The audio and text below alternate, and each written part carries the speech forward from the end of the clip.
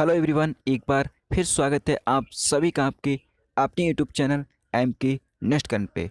तो दोस्तों, इस वीडियो में हम बात करने वाले हैं जो अपना सामान्य विज्ञान है उससे रिलेटेड कुछ इम्पोर्टेंट एमसीक्यू के बारे में, जो कि दोस्तों ये एमसीक्यू आपकी आने वाली जो 2020 की परीक्षाओं में बेहद इम्पोर्टेंट होने वाली हैं। तो इन क्वेश्चनों को दोस्तों आप अच्छे से अच्छे जो कि मतलब रिवाइज करें और साथ ही साथ इनको जो है आप नोट बॉक्स में मतलब नोट जरूर कर लें।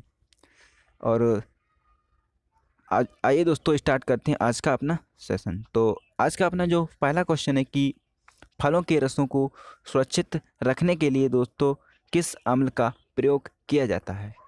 तो यहाँ पर हमारा दोस्तों सी ऑप्शन सही हो जाएगा, यानी कि जो फार्मिक अम्ल है उसका प्रयोग जो है हम वो फलों को सुरक्षित रखने के लिए किया जाता है।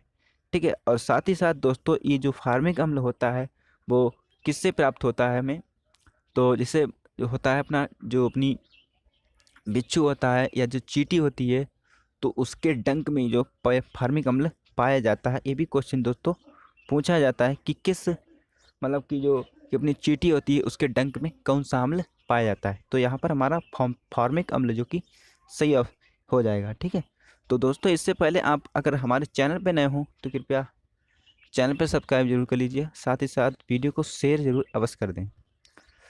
अब नेक्स्ट क्वेश्चन है हमारा कि कृत्रिम जो सुगंधित पदार्थ हैं उनको बनाने के लिए किस का प्रयोग किया जाता है।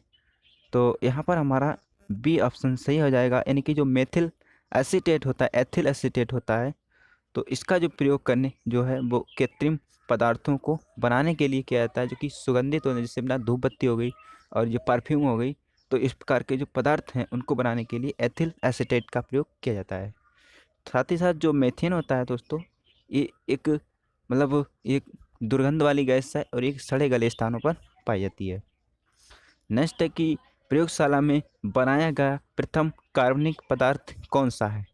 तो इनमें से जो प्रथम कार्बनिक पदार्थ जो कि प्रयोगशाला में बनाया गया था वो था अपना यूरिया।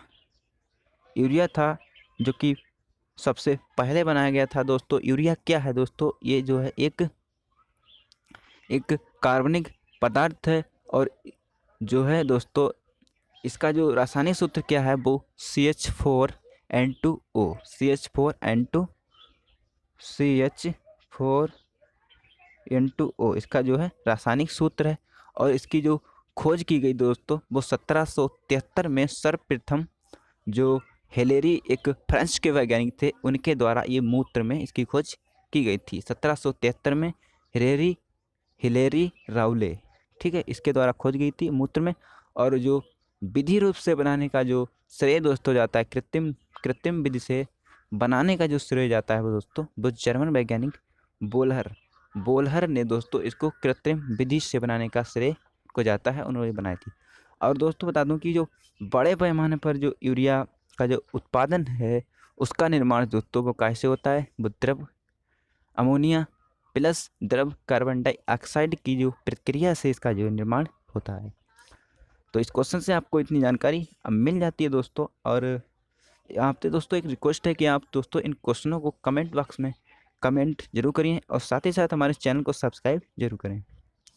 नेक्स्ट हमारा कि मनुष्य के सौंदर्य के अध्ययन को क्या कहा जाता है। तो मनुष्य के सौंदर्य के अध्ययन को क्या कहा जाता है, तो यहाँ पे कह जाते हैं कैलोलॉजी, यानी कि हमारा यहाँ पर बी ऑप्शन सही है। अब कैलोलॉजी जो कि मनुष्य के अध्ययन को कहा जाता है, और साथ ही साथ दोस्तों पक्षियों के अध्ययन को क्या कहते हैं हम, ऑर्निथोलॉजी, पक्षियों के अध्ययन को कहते हैं। और यहाँ पर जो फाइकोलॉजी है दोस्तों ये कहते हैं यहाँ पर जो फाइकोलॉजी है वो कहते हैं शैवालों के अध्ययन को।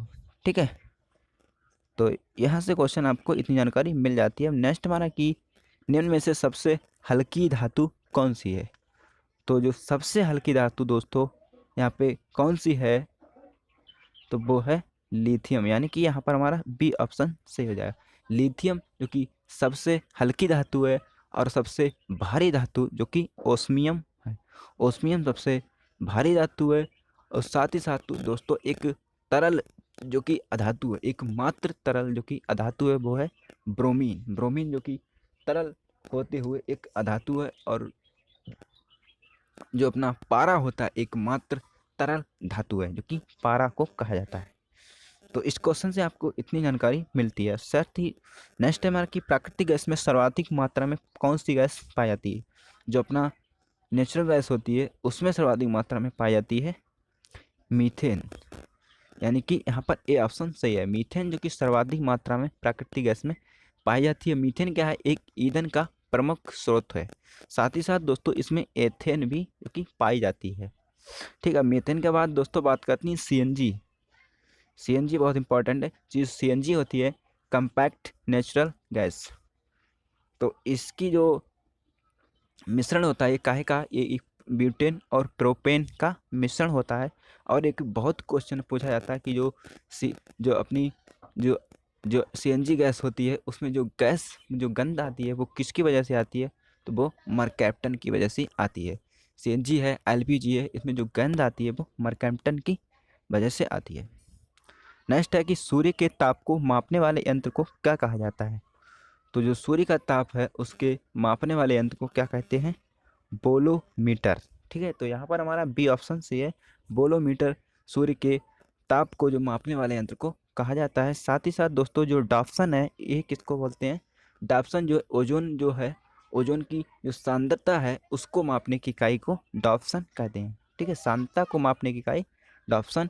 और जो स्फिग्नोमैनोमीटर है यहाँ पर दोस्तों, ये जो है ब्लड जो होता है उसकी मात्रा को मापने की इकाई होती है स्फिग्नोमैनोमीटर। नेक्स्ट है कि किस बल के कारण जो ब्लैक बोर्ड पर चाक से लिखने पर अक्षर उभर जाते हैं। तो ये कौन सा वाला है दोस्तों, ये है आसंजक बल, यानी कि यहाँ पर हमारा ए ऑप्शन सही, आसंजक बल के कारण दोस्तों जो ब्लैक बोर्ड पर हम चाक से लिखते हैं वो उभर जाता है, वो आसंजक बल के कारण ही होता है। और नेक्स्ट बात आती है कि जो एक होता है किस प्रक्रिया के कारण या किस घटना के कारण जो जो दिया होता है उसमें जो बाती पर जो तेल चढ़ता है वो होता है केशकत के कारण। नेक्स्ट हमारा कि अर्धसूत्री विभाजन में मुख्यतः गुणसूत्रों की संख्या कितनी होती है। तो अर्धसूत्री जो विभाजन होता है जीवों में उसमें गुणसूत्रों की संख्या दोस्तों वो होती है आधी, यानी कि जो क्रोमोसोम की संख्या आधी होती है दोस्तों। और इसकी जो खोज की थी अर्धसूत्री विभाजन की वो 1876 में ऑस्कर हार्टविग ने की थी, अर्धसूत्री विभाजन की। ये जो विभाजन जो होता है एक लैंगिक प्रजनन के लिए आवश्यक होता है। लैंगिक प्रजनन के लिए कौन सा विभाजन आवश्यक होता है, तो वो अर्धसूत्री विभाजन। नेक्स्ट हमारा कि यंग प्रस्थास्थता गुणांक का एसआई मात्रक क्या है। तो यंग जो प्रस्थास्थता गुणांक होती है उसका जो मात्रक होता है न्यूटन प्रति मीटर स्क्वायर, यानी कि सी ऑप्शन सही है, न्यूटन प्रति मीटर स्क्वायर, जो कि जो यंग प्रस्थास्थता गुणांक का एसआई मात्रक होता है।